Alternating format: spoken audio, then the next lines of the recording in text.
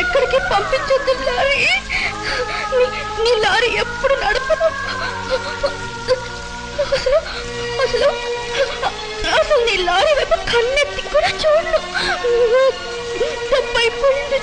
లెప్పేసుకుంటాను lorry, లెప్పేసుకుంటాను. నన్ను ఎక్కడికి పంపించు. నన్ను అక్కడెక్కడో వదిలేసి వచ్చావుగా. అక్కడ ఒకటి చీకటి లారీ. నాకెంత భయం పుట్టిందో తెలుసా. తప్పి కూడా వేసింది. నేను బాగా ఏడ్చాను. అక్కడి నుంచి నడుచుకుంటూ వచ్చేసా లారీ.